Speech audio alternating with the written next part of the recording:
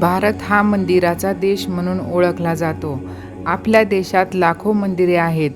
प्रत्येक मंदिराची परंपरा, रचना आणि पूजा पद्धती वेगळी असली तरी एक गोष्ट जवळजवळ प्रत्येक मंदिराच्या समान दिसते. ती म्हणजे मंदिराच्या प्रवेशद्वारावर किंवा गाभाऱ्याजवळ लटकवलेली घंटा. आपण मंदिरात गेल्यावर नकळतपणे ती घंटा वाजवतो. अनेकदा लहानपणापासून ही सवय लागलेली असते. पण कधी तुम्ही स्वतःला हा प्रश्न विचारला आहे का, की मंदिरात प्रवेश करताना घंटा का वाजवली जाते? ही फक्त एक धार्मिक परंपरा आहे का? त्यामागील काही खोल आध्यात्मिक रहस्य दडलेले आहे? किंवा यामागे काही वैज्ञानिक कारण देखील आहे का? आजच्या या विशेष व्हिडिओमध्ये आपण मंदिरातील घंटेचा संपूर्ण इतिहास, धार्मिक महत्त्व, वैज्ञानिक कारणे, पुराणातील उल्लेख, तसेच घंटानादाचा मानवी मनावर आणि शरीरावर होणारा परिणाम जाणून घेणार आहोत. हा विषय जितका साधा वाटतो तितकाच तो गूढ आणि रोचक रहस्यमय आहे. म्हणून हा व्हिडिओ शेवटपर्यंत नक्की पहा. घंटेचा इतिहास हजारो वर्षे जुना आहे. प्राचीन भारतातील वैदिक संस्कृतीमध्ये विविध धार्मिक विधीमध्ये ध्वनीला अत्यंत महत्त्व दिले गेले. मंत्रोच्चार, शंखनाद, वेदपठण आणि घंटानाद यांचा उपयोग केवळ धार्मिक विधीसाठी नव्हे तर वातावरण पवित्र करण्यासाठीही केला जात असे. ध्वनीला ब्रह्माचे स्वरूप मानले गेले आहे. हिंदू तत्त्वज्ञानामध्ये संपूर्ण सृष्टीची उत्पत्ती नादातून झाली असे मानले जाते. नाद ब्रह्म ही संकल्पना याच विचारावर आधारित आहे. याचा अर्थ संपूर्ण विश्व हे एका दिव्य नादाचे स्वरूप आहे. म्हणून मंदिरामध्ये घंटा, शंख आणि मंत्र यांना विशेष स्थान दिले गेले. जेव्हा एखादा भक्त मंदिरात प्रवेश करतो तेव्हा त्याच्या मनात अनेक विचार चालू असतात.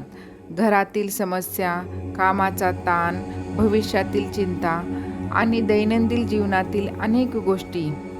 अशा परिस्थितीत मन पूर्णपणे देवभक्तीस एकाग्र होऊ शकत नाही. याच कारणामुळे मंदिराच्या प्रवेशद्वारावर घंटा ठेवली जाते. घंटानादाचा तीव्र आणि पवित्र आवाज ऐकताच मन काही क्षणासाठी वर्तमान क्षणात येते. मनातील भटकणारे विचार थांबतात आणि भक्तांचे लक्ष ईश्वराकडे केंद्रित होते. म्हणून घंटा वाजवणे हे म्हणजे देवाला जागे करणे नसून स्वतःच्या मनाला जागृत करणे हे आहे. घंटा वाजवल्यानंतर निर्माण होणारा ध्वनी काही सेकंद वातावरणात घुमत राहतो. हा आवाज केवळ कानांनाच ऐकू येत नाही तर आपल्या मनावरही प्रभाव टाकतो. घंटेचा नाद मनाला शांत आणि स्थिर करण्यास मदत करते. म्हणूनच ध्यानधारणेच्या अनेक पद्धतीमध्ये घंटा किंवा धातूच्या वाद्यांचा वापर केला जातो. जेव्हा घंटा वाजते तेव्हा तिच्या आवाजामुळे आपले लक्ष त्या ध्वनीवर केंद्रित होते आणि हाच क्षण ध्यानाची सुरुवात ठरू शकते. अनेक धर्मशास्त्रामध्ये पूजा सुरू करण्यापूर्वी घंटानाद करतात.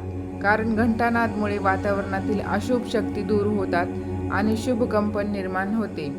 धार्मिक श्रद्धेनुसार ज्या ठिकाणी नियमित घंटानाद होतो ते ठिकाण अधिक पवित्र आणि सात्विक राहते. यामुळे भक्तिभाव वाढतो आणि पूजा अधिक प्रभावी होते. मंदिरातील घंटा साधी धातूची वस्तू नसते. ती बनवताना विशिष्ट धातूंचे मिश्रण वापरले जाते. पारंपरिक घंटामध्ये तांबे, कथील, जस्त, निकेल आणि इतर धातूंचे विशिष्ट प्रमाण ठेवले जाते. हे प्रमाण शतकानुशतके विकसित झालेले आहे. यामुळे घंटा वाजवल्यावर निर्माण होणारा नाद अधिक काळ टिकतो आणि त्याची ध्वनी गुणवत्ता देखील उत्कृष्ट राहते.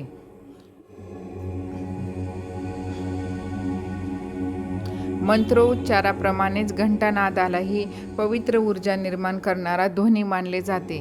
म्हणूनच मंदिरात आरती सुरू होताना घंटा वाजवली जाते. आरतीच्या वेळी दिव्यांचा प्रकाश, मंत्राचा उच्चार आणि घंटेचा नाद एकत्र येऊन एक अद्वितीय आध्यात्मिक वातावरण तयार करते. अनेक भक्तांना यावेळी विशेष शांतता आणि आनंद अनुभवायला मिळतो.